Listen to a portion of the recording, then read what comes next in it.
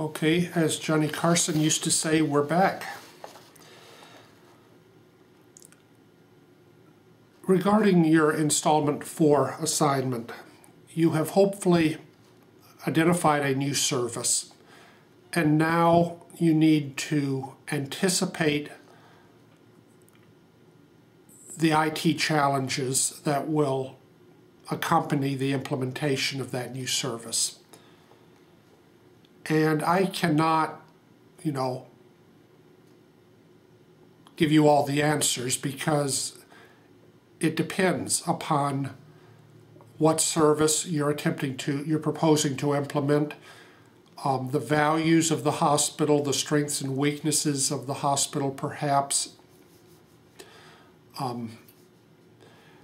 the legal implications and other things.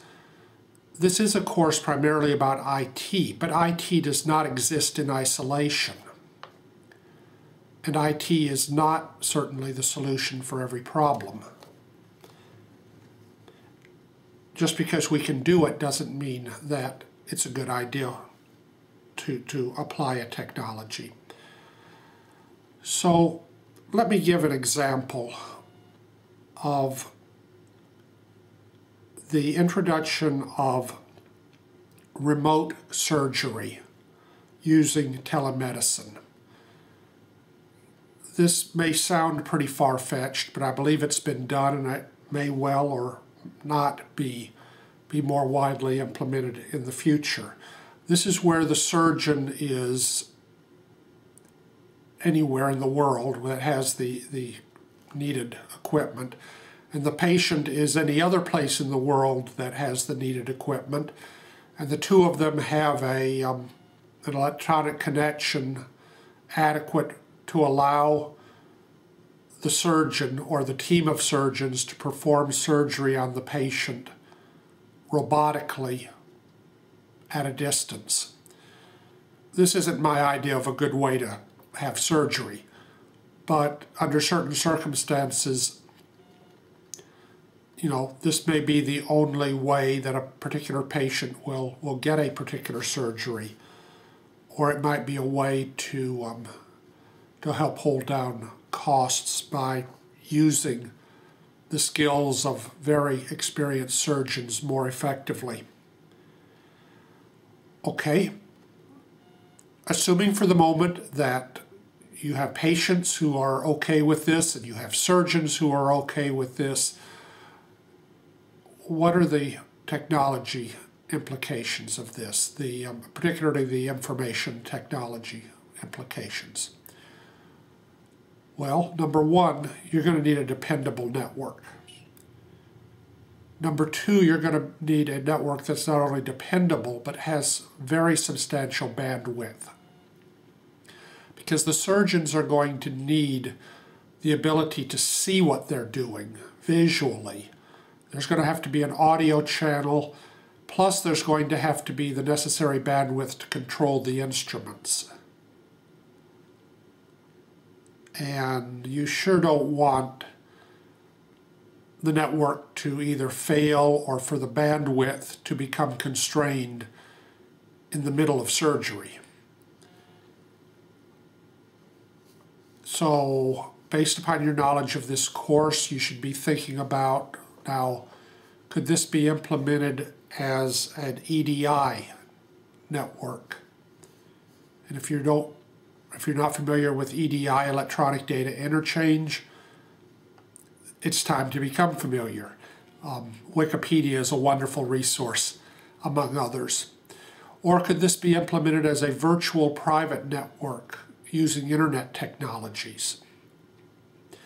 And what are the implications of net neutrality for this?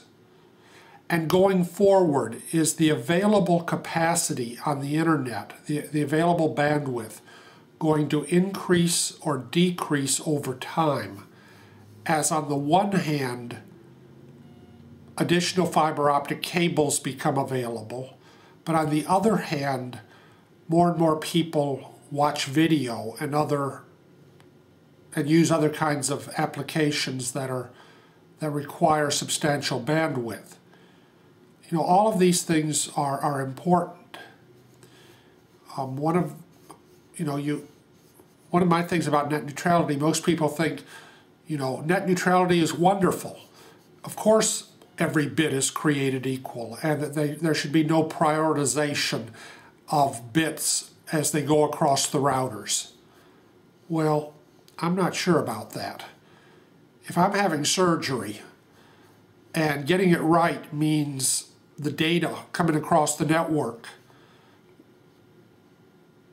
when it's needed to arrive, I don't want my bits competing with some person watching silly videos on YouTube.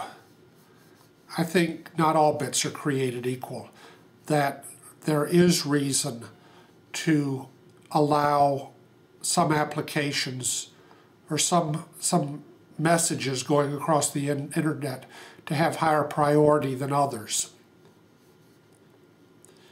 And what about, is it okay that the network depends upon satellite communications?